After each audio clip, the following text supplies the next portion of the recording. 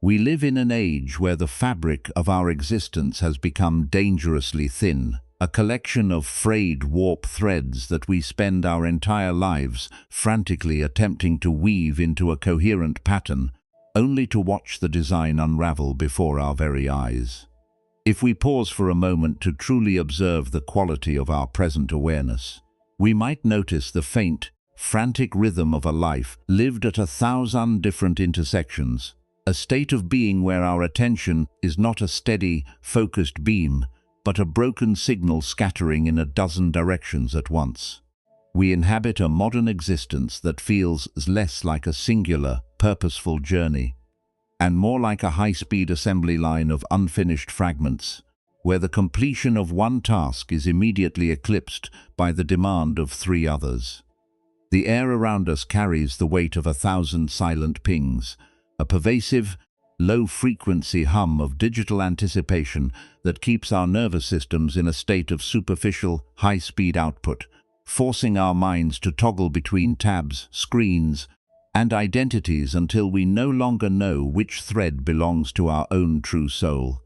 We are the architects of this fragmentation, believing with every fiber of our being that if we just move fast enough, if we just multitask with enough intensity, we can finally weave a life that feels whole and meaningful. We do not realize that we have become the frayed edges of our own design, catching nothing but the remnants of our own spent energy, while the actual vibrant world continues to move and breathe completely outside the parameters of our tangled loom. This state of constant, automated scattering is the hallmark of our modern life, a pervasive dissonance where we live as if our worth is measured by the sheer volume of our uncompleted connections. We walk through our mornings, our work hours, and our quiet evening hours in a state of high alert, using the myth of the successful multitasker as our primary navigation tool. If the email is left unanswered, then we have failed. If the project is not updated, then we are falling behind. If our focus wanders for even a single second, then we are losing our grip on our own success. We spend our finite, precious life force reinforcing the warp of this intricate, chaotic tapestry, adding knot upon knot, believing that the structural complexity of our busyness is the same thing as the structural integrity of our character. We do not realize that we have become the casualties of our own ambitions, catching nothing but the debris of our own disconnected impulses, while the deep, resonant rhythm of our actual life continues to pulse in the quiet spaces between our task spaces we have systematically hollowed out and filled with noise. The physical toll of this self-imposed dispersal is written plainly into our frames, a cartography of chronic disconnection that we have come to accept as our normal human condition. If we pause now and conduct a gentle, internal survey of our body, we can map the specific anatomy of our frayed warp threads. Observe the neck tension that has become our constant companion, that rigid, crane-like forward lean, where the cervical spine meets the shoulders, as if we are permanently reaching out toward a future task that never actually arrives. This is where we hold the weight of our project manager persona, the part of us that believes it is our singular responsibility to hold all the strings at once. Because these muscles are held in a state of permanent, agonizing contraction, the blood flow to the crown of our head feels restricted, creating a dull, radiating pressure behind our eyes, and a sense of mental claustrophobia that makes it impossible to think with any expansive clarity. Our shoulders are not resting, they are hovering, permanently elevated toward our ears, creating a stiff, unnatural rigidness that traps the breath in the upper chest. This is the physiological stance of the frantic weaver, never the stance of a human being at rest. As we move our awareness down, we can feel the chronic, shallow hitch in our breathing, that tiny involuntary pause we make every time we switch windows on our screen or transition from one meeting to the next. This breath holding is the silent symptom of our fragmentation. It is the body's way of saying that it cannot handle the pace, and so it simply shuts down its access to the deep, grounding oxygen that sustains our spirit. We have traded the belly's deep, rhythmic wisdom for the chest's frantic, short-term survival tactics. We have become experts at the fidgeting habit, that restless, constant movement of our fingers, our feet, or our pensa nervous system, trying to release a buildup of kinetic energy that has no place to go, because we are never truly here in any single action.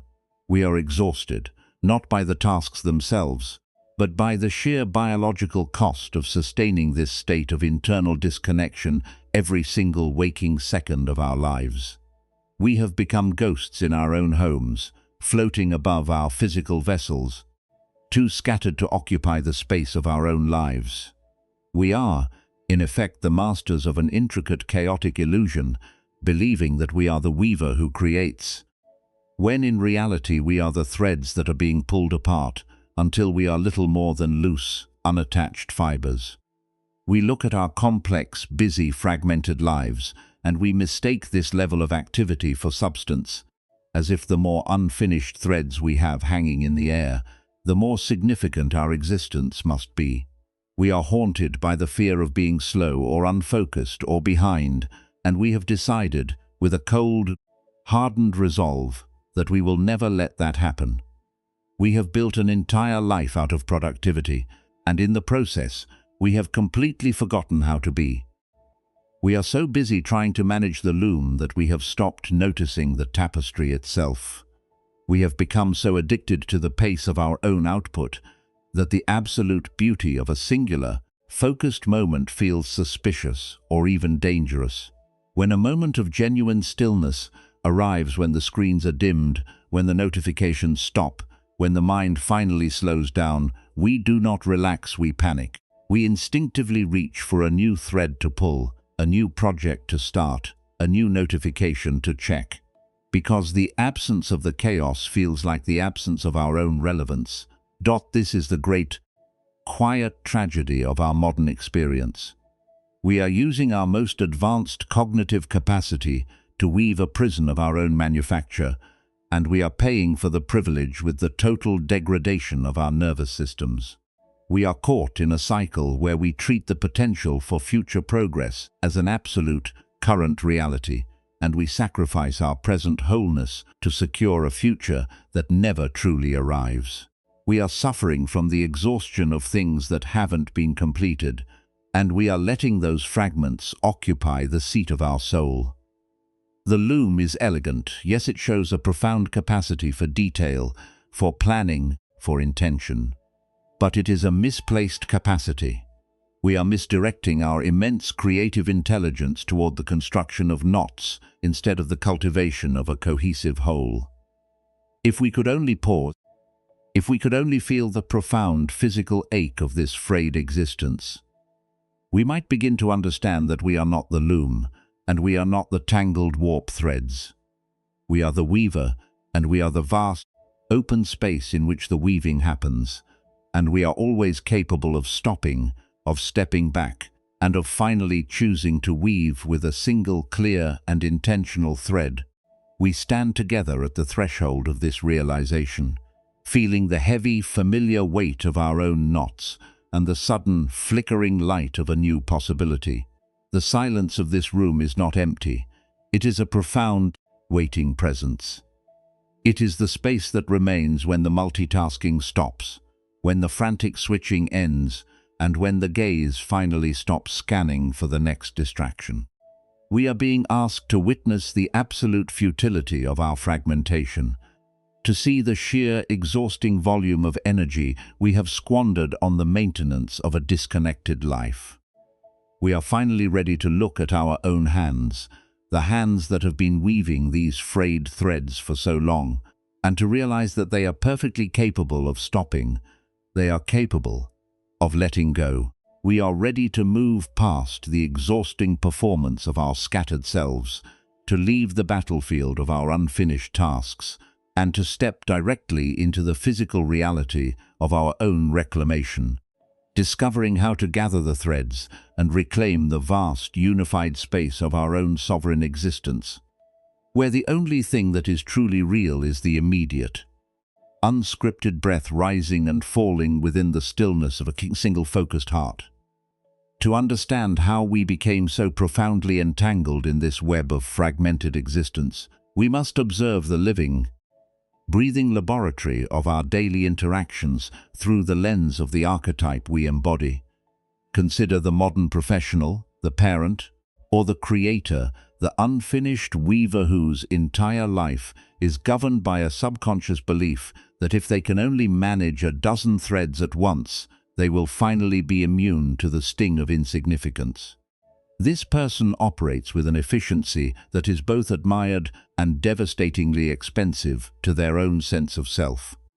They are the ones who pride themselves on being able to hold 3 conversations simultaneously, the ones who eat their lunch while answering emails, the ones who feel an acute, agonizing guilt whenever they sit down to do nothing. They appear to be in command of their environment. But if we look beneath the polished, multitasking exterior, we find a biological system running on a perpetual state of high-frequency cognitive alarm.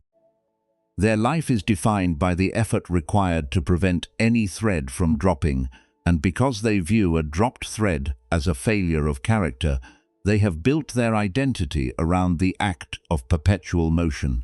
They do not know how to exist without a pattern to complete, a warp thread to adjust, or a gap in their productivity to patch over. The somatic toll of this relentless, scattered stance is profound, embedding itself into the very structure of their physical form like a permanent sculpture of tension. If we examine the precise geometry of their distress, we see a body that has effectively become its own cage.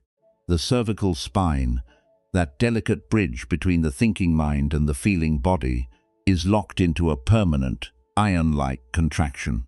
This is the anatomical signature of the weaver, who is constantly craning forward, reaching toward the next screen, the next notification, the next fragment of information. In the modern unfinished weaver, this physical posture has become a chronic state. They are literally holding their head in a position of permanent pursuit, preventing the neck from ever truly lengthening or the jaw from ever truly dropping into a state of ease. This muscular lock creates a physical barrier to the flow of blood and neural signals to the brain, manifesting as a persistent low-grade brain fog and a sensation of mental claustrophobia that makes the world feel distant and ungraspable. They are present in the room, but their consciousness is tethered to a dozen different digital and conceptual nodes, leaving the body a hollowed-out shell. Further down the frame, we can observe the nervous habit of the breath hold. If you watch the weaver at their desk, you will see it happen every time they open a new application, every time they switch from a spreadsheet to a message thread, every time they are interrupted by a chime. They catch their breath, holding it in a tight, shallow pocket at the top of the lungs, effectively severing the connection to the belly's deep, rhythmic stability.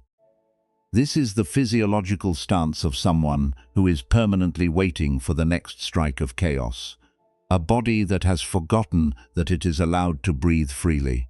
Because the diaphragm is never allowed to fully release, the rib cage remains rigid, creating a permanent dull ache that migrates across the upper back, turning every inhale into a mechanical struggle rather than an act of nourishment.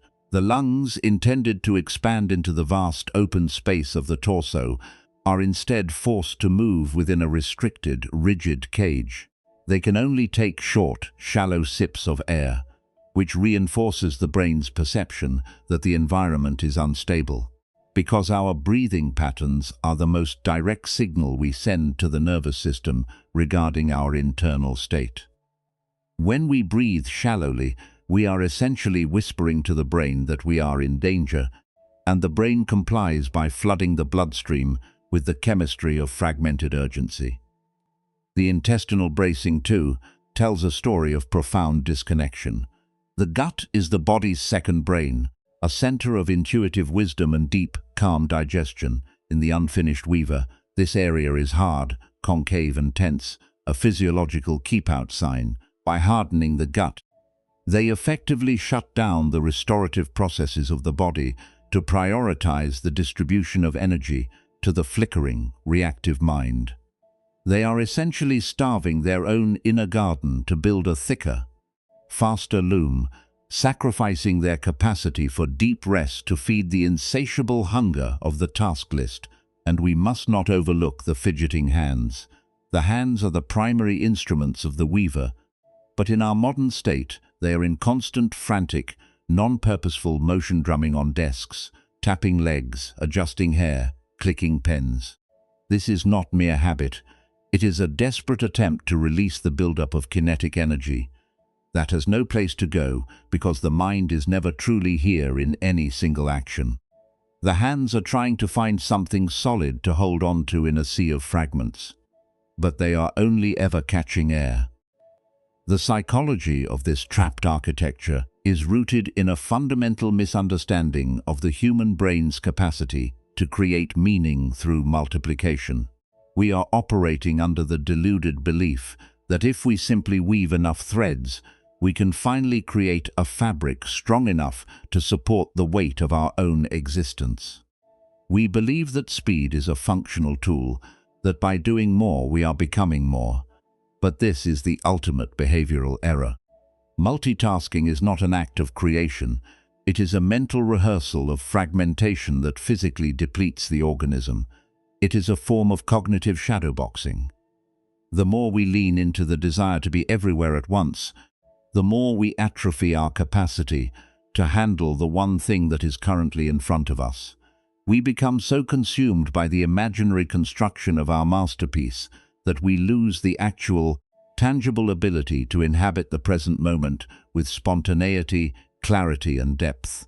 We are essentially living in a simulation, and the reality of the present, the sun on our skin, the breath in our chest, the opportunity for genuine, unhurried connection passes us by, unappreciated and ignored, because our attention is entirely consumed by the invisible projected project we are fighting to complete in the dark.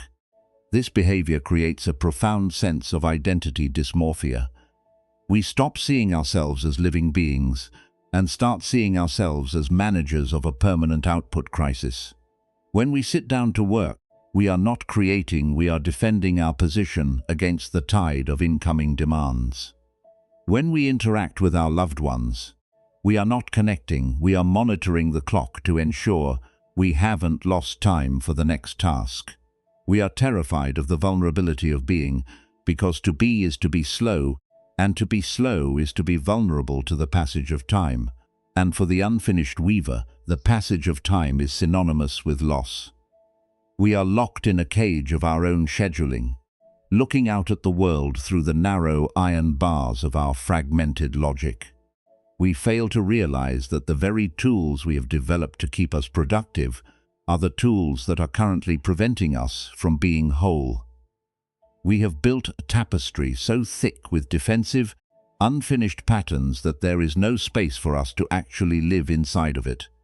We are the weaver, the loom, and the frayed thread all at once, and the tragedy is that we don't realize the tapestry was never meant to be finished in a single day. We have just been holding our breath in front of the loom for so long that we have forgotten how to reach out and stop the machine. The cumulative effect of this state is a total loss of sovereign presence. We are never fully where we are because our awareness is always hovering in the next task, checking the integrity of our frayed warp threads. This constant displacement from the present is what the great traditions describe as the source of our deepest existential friction. We are like a traveler who spends their journey staring at the weaving pattern, checking it against every mistake, worrying about the thread count, and calculating the speed of production, only to arrive at the destination having never once looked out the window to see the landscape beauty of our life, the warmth of our connections, the deep satisfaction of a single intentional action is all in the present moment, but we are too busy checking our frayed threads to see it. We are exhausted, we are brittle, and we are missing our lives. And yet, this is not an irreversible state. The very fact that we can observe these tensions, that we can feel the tightness in the neck, the shallow breath, the restless hands, is the first crucial step toward liberation. The moment we recognize the architecture of our own fragmenting trap is the moment the machine begins to lose its absolute authority over our existence, paving the way for us to stop the shuttle, take a breath, and finally, truly begin to weave with a single, clear, and intentional hand. We carry the weight of these frayed, scattered threads into the very heart of our existence, watching our vitality unravel under the relentless demand of our own fragmented designs. Yet a profound, visceral shift begins to unfold within the silent theater of our shared consciousness. To completely unweave the chaos of our multitasking addiction, reclaim our natural capacity for deep focus, and escape the exhaustion of our perpetual state of cognitive dispersal, we must hold our immediate experience entirely still under a sharp, uncompromising light of reality. We must look directly past our professional titles, our social notifications, and our digital metrics, and dissect the precise psychological laws that cause us to actively participate in the building of our own fragmentation. When we trace the origins of our deep, background anxiety and our relentless need to juggle a dozen lives at once, we discover that our suffering rarely stems from the objective reality of our workload or the chaotic demands of the modern world, but from an invisible lightning-fast loop of self-inflicted mental torture that operates beneath our conscious awareness. Thousands of years ago, a profound psychological insight was observed regarding the nature of human pain, teaching us that whenever an unexpected crisis, a professional setback, or a sudden change occurs in our lives, our biological frame is instantly struck by a specific sequence of dual experiences. The first experience is the raw, unedited event itself, an unexpected shift in our environment, a sudden departure from our planned routine, a moment of social rejection, or the simple physical fatigue of a long day of navigating chaos. This initial touch contains no personal failure or inherent malice. It is simply the natural friction of a dynamic, nonlinear world, bringing a localized sting, a flash of genuine discomfort, or a moment of authentic confusion that passes through our experience like a sudden, cooling rain across an open field. Yet, almost instantaneously, before the echo of that first event has even faded from our nervous system, we pick up a heavy psychological weapon with our own hands and repeatedly drive it deep into our own consciousness. This secondary strike is our elaborate internal commentary, our obsessive overthinking, our toxic self-blame, and our terrified projection of future catastrophes or social ruin. The first event causes a basic, manageable discomfort, but this second strike creates the vast, drowning ocean of our psychological suffering. When a plan fails or a boundary is tested, that is merely the first touch of reality. But when we spend the subsequent hours or days viciously telling ourselves that we are fundamentally flawed, meticulously scripting scenarios of how we might be abandoned, and agonizingly punishing ourselves for being a human being susceptible to change, instead of an omnipotent architect of focus, we are actively delivering the second strike to ourselves. We become both the architect of the trap and the victim of the scattered web, trapped in an exhausting loop of identity warfare. We fail to realize that our systemic burnout does not come from the genuine challenges of living. It comes entirely from the immense volume of secondary editing, performance anxiety, and task management we choose to inflict upon our own minds. We are not suffocating because the world is dangerous. We are suffocating because we are trying to force a wild, living presence to exist within the rigid, unyielding parameters of our own terrified productivity. If we trace the trajectory of this secondary psychological weapon to its ultimate point of origin, we inevitably discover that our entire modern cage of anxiety and control addiction is anchored to a single foundational illusion: the myth of a permanent, isolated self that must be protected at all costs. We operate under the unconscious, unquestioned assumption that there is a solid, unchanging entity called my focus, my reputation, my control, or my identity sitting at the very center of our lives.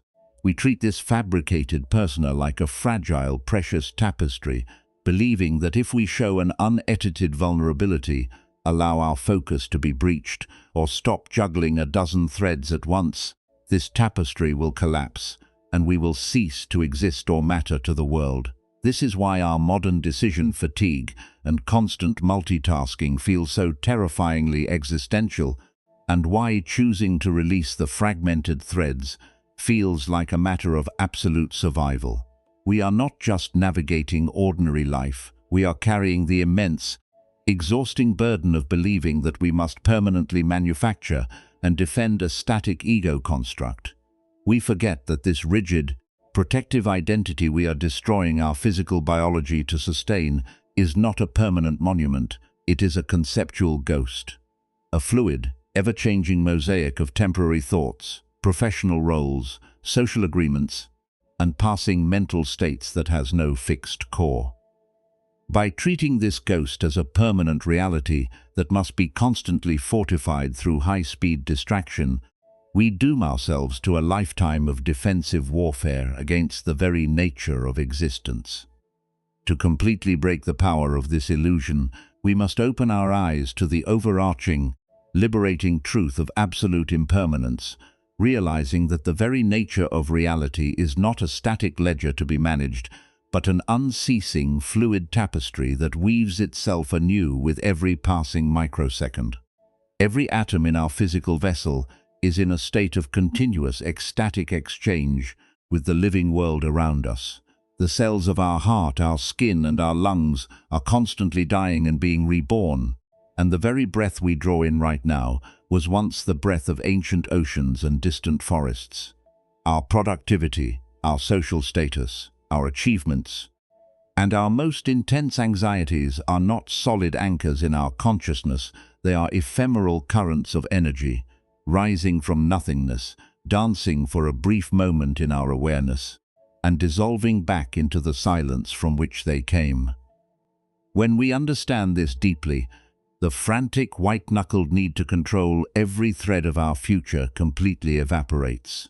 We realize that a sudden loss of focus, a breakdown in our tasks, or a shifting social dynamic is not a permanent stain on an unchanging identity, but simply a single temporary wave passing through a changing sea. There is no permanent weaver to be ruined by an ordinary change, and there is no static future to be permanently secured by an endless thickening of our workload. The landscape of tomorrow is written entirely in water, and our attempts to carve our certainty into it with the dull knife of constant management is a form of madness that only ensures our present misery. Let us look closely at the true nature of this mental grip we hold so tightly, for we oft confuse our chronic multitasking with dedication, foresight, or wisdom. In the quiet corridors of our minds, we tell ourselves that our intense worry over our unfinished tasks is a reflection of our commitment to our goals, or that our frantic switching between screens is a sign of our personal optimization. But under the clinical, compassionate gaze of raw awareness, we see that this grip is not driven by love, responsibility, or true wisdom. It is driven by a deep, terrifying undercurrent of resistance to the natural, changing flow of life. It is a tight, white-knuckled grasp on a highly specific, idealized projection of how our lives must look. In order for us to feel allowed to breathe, we are holding our breath, demanding that the natural atmosphere of reality stop moving so that we never have to face the vulnerability of being seen as simply human, open, and unfragmented. This attachment to constant output is a form of spiritual stagnation, a rigid refusal to allow our lives to unfold in their own majestic, unpredictable, and often seasonal timing. When we demand that our existence follow a perfectly managed, static script, we are suffocating the very life force out of our existence. We are trying to preserve a living forest By turning it into a hyper-efficient stone factory, we may generate a predictable, controlled environment, but we ensure that the living ecosystem of our humanity is permanently reduced to a wasteland of grey, suffocating silence. The moment we fully comprehend the absolute futility of this resistance, a profound structural shift begins to occur within the depths of our consciousness. We begin to see that our overthinking, switching, and planning mind is like a small, frantic creature barking at a passing thunderstorm, completely convinced that its noise is what keeps the sky from destroying the house. The storm of life moves according to vast, natural systemic movements that have absolutely nothing to do with our intellectual anxieties, our checklists, or our task lists.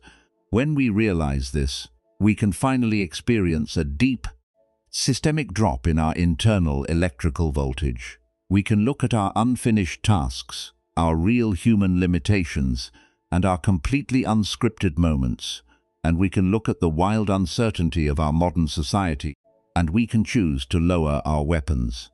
We can step out of the war room of our comparative intellect and stand nakedly in the open field of immediate, unadorned reality.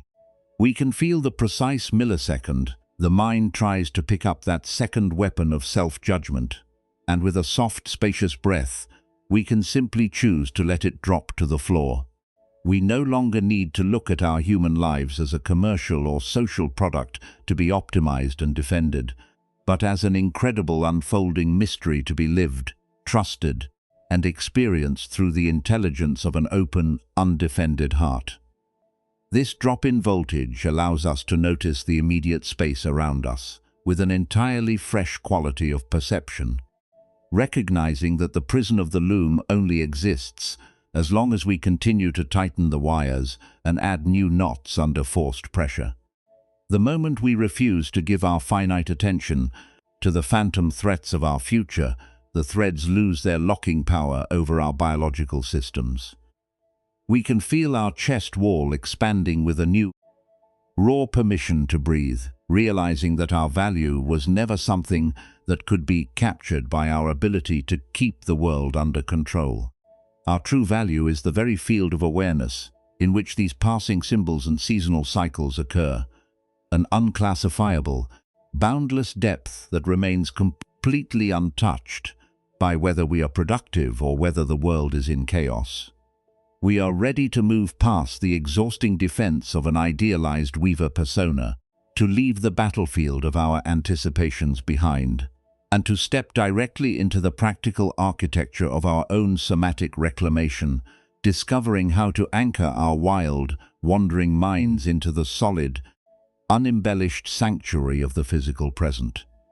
We stand together at this precipice of transformation, feeling the raw, unfiltered weight of our own past fragmentation, beginning to lose its density as we commit to the architecture of our own reclamation, having recognized the frantic, scattered nature of our internal weaver and the physical toll exacted by our relentless need to manage a dozen threads at once.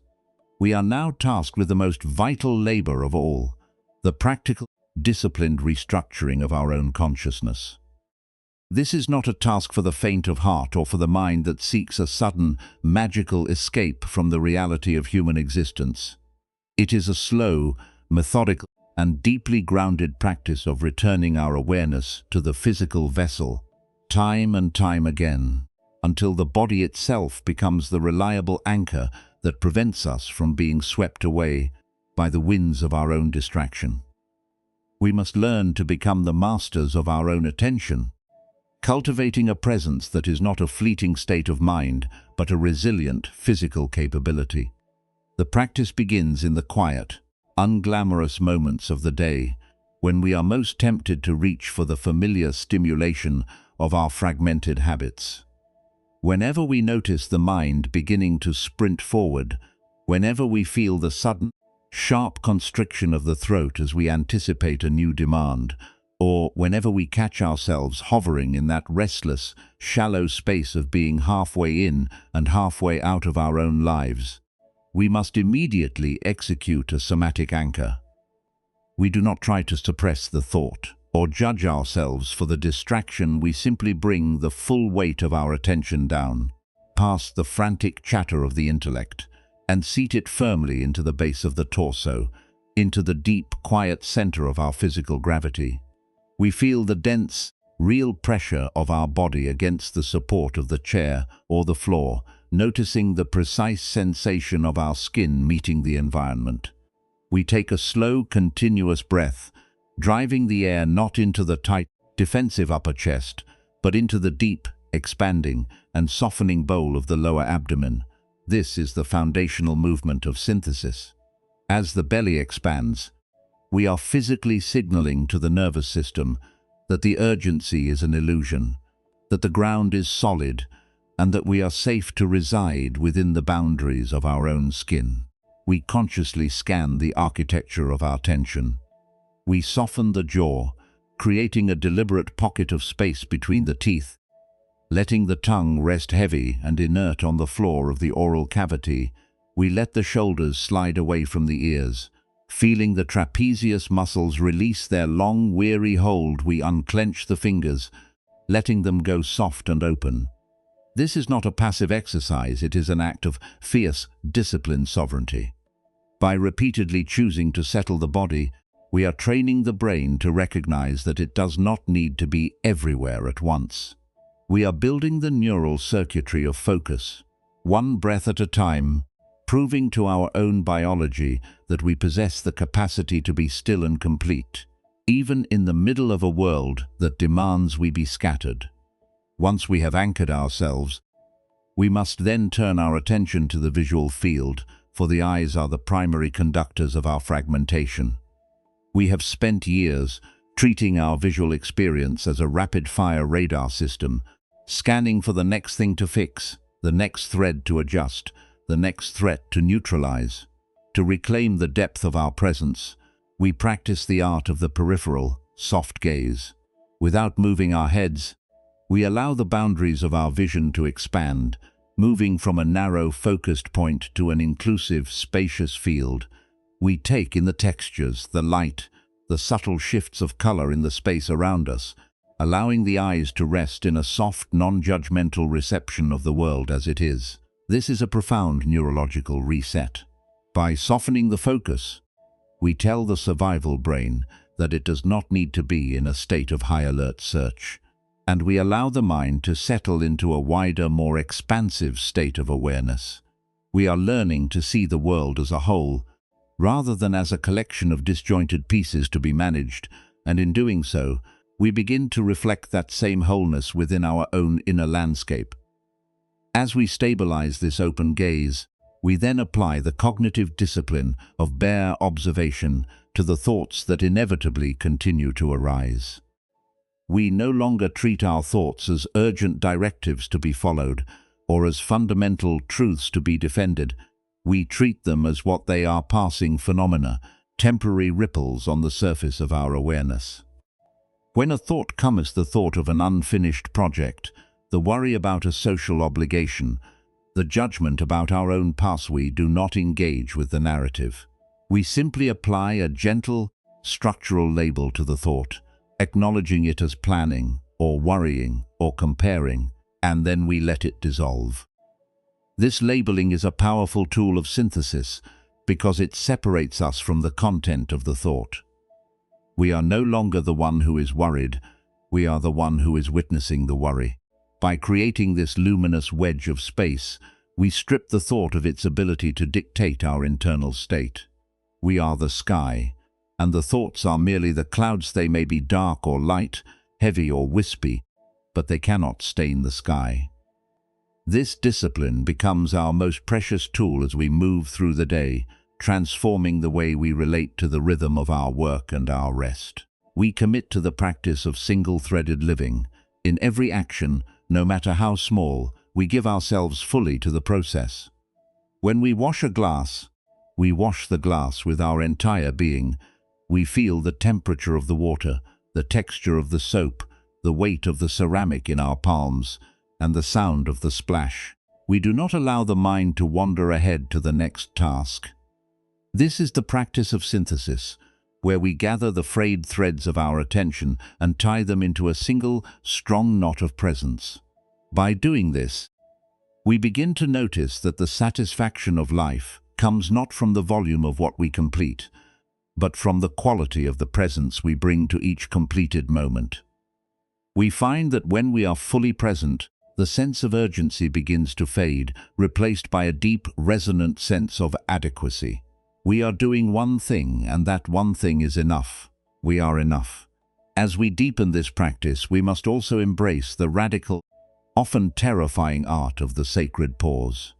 Our modern culture is a machine that runs on the avoidance of silence, and we have become masters of filling every gap with stimulation. We must consciously rebel against this by carving out unnegotiable zones of stillness, where we intentionally leave the threads hanging and sit with the discomfort of our own unfinished nature. In these moments, we do not distract ourselves. We sit with the urge to do more. We sit with the itch to check the screen. We sit with the fear of falling behind.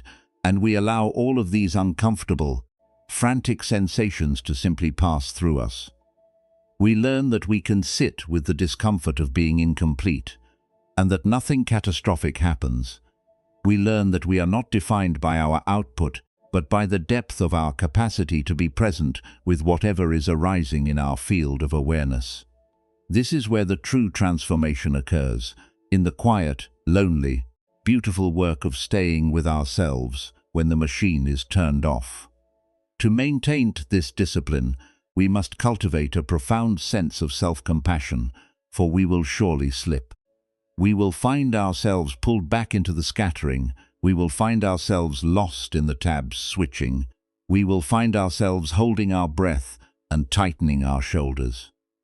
When this happens, we must not let it become the second arrow. We do not punish ourselves for losing our focus. We celebrate the moment we realize we have lost it. The realization itself is the victory. The moment we notice the fragmentation, we are already back in the state of presence. So we simply smile at our own human tendency. We take a deep, grounding breath. We drop our awareness back into the pelvis. We soften the eyes and we begin again. This is the path of the weaver.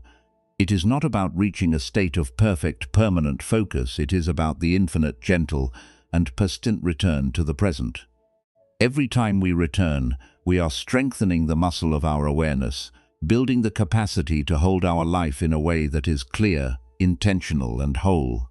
We are, in this practice, reclaiming the loom.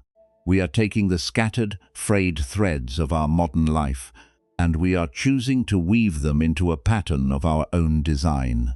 We are no longer the victims of the machine. We are the conscious architects of our own internal resonance. We can feel, even now, the shift occurring.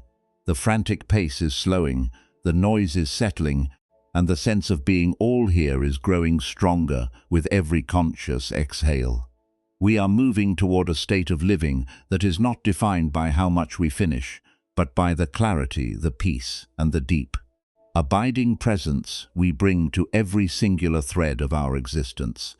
We are reclaiming our right to a life that feels whole, and we are realizing that this wholeness is not something to be earned through speed or output. It is something that is always available, waiting right beneath the surface of our awareness, accessible the moment we choose to stop, breathe, and gather ourselves home. The lingering warmth of that expanding breath stays with us, grounding our weight firmly into the floor beneath our feet, as the complex machinery of our chronic fragmentation and frantic multitasking finally grinds to a complete, liberating halt. We can feel a profound change occurring right here in the physical perimeter of our cells, a deep structural softening that signals the arrival of a completely new state of human consciousness. The invisible iron bands that have bound our cervical spine, our tight upper chest, and our restless, scanning eyes for decades seem to melt away, allowing the skull to balance effortlessly atop the spine like a drop of morning dew resting on a lotus leaf. Our chest, once a hot, collapsed fortress of shallow, survival-driven breaths and protective shielding, opens up into a vast windswept valley where the lungs can expand and contract with the ease of cool, slow ocean tides. The tongue remains soft on the floor of the oral cavity, the jaw remains completely loose, and the skin across our forehead becomes as smooth as the surface of a wilderness lake on a windless night. We are no longer a frantic weaver trapped inside a shimmering, fragile loom of our own making. We have stepped out of the architectural trap entirely and are standing under the immense, unblemished dome of an open, natural sky. In this deep clarity, we realize that the mind is not a scatterbrained operator or a task list manager that needs to be constantly monitored, contained, or defended against the possibility of falling behind, but rather a transparent mountain pool that reflects everything while remaining completely untouched by the images passing across its surface. We watch our remaining scattered thoughts arise, glide through our awareness, and dissolve back into nothingness, exactly like white clouds moving across an infinite blue firmament without leaving a single scar or scratch upon the sky. The frantic need to catch the next notification, the agonizing pressure to force an immediate and defensive display of productivity, and the exhausting compulsion to look for external guarantees of relevance are replaced by a monumental, unshakable self-sovereignty.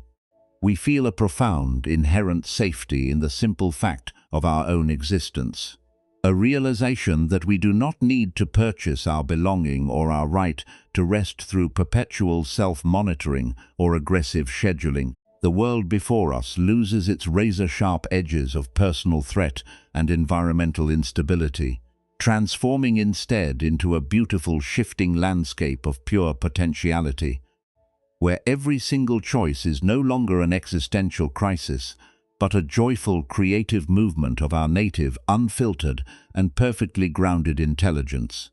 This is the great baseline of immanent presence, the sovereign boundary that has always belonged to us, waiting patiently beneath the loud, artificial architecture of our fears and our defensive personas.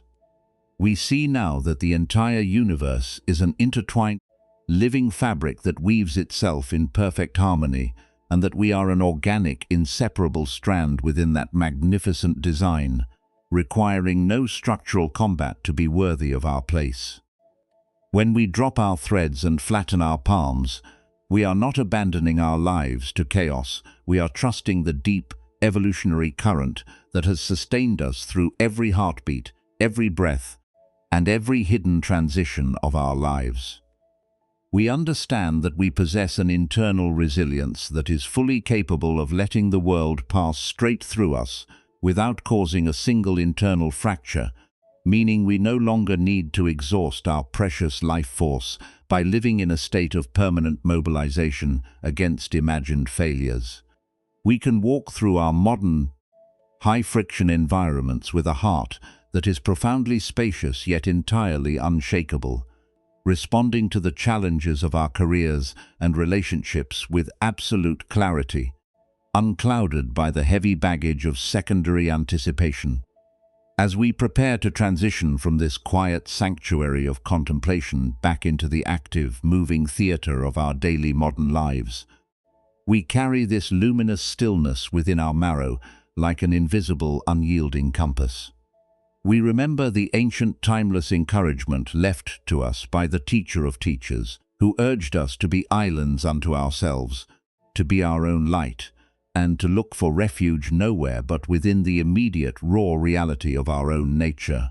We are reminded that the ultimate potential for liberation and absolute internal stillness does not belong to a distant era or a special class of ancient sages, but is a living, breathing reality encoded into the very mechanics of our present-day flesh and consciousness. The unedited events and daily uncertainties of our lives will continue to present themselves to us day after day, choice after choice, but we will never again mistake a passing shadow of worry for the baseline of our identity. We are the boundless, transparent space in which the entire tapestry is happening, completely free, completely whole, and completely at peace in our own unembellished skin, acting as a clear, sovereign field that allows the truth of the world to shine through without the need for any defensive threads. So let us stand at this final threshold of our shared journey, letting the quietness settle into the deepest recesses of our being, and ask ourselves this one essential question to carry into the waking world. As we step back into the relentless rush and unpredictable uncertainty of tomorrow, will we continue to weave the suffocating silk of our own fragmented traps, or will we finally have the courage to dismantle the loom, open our hands and rest in the clear, unshakable sanctuary of our own unified presence?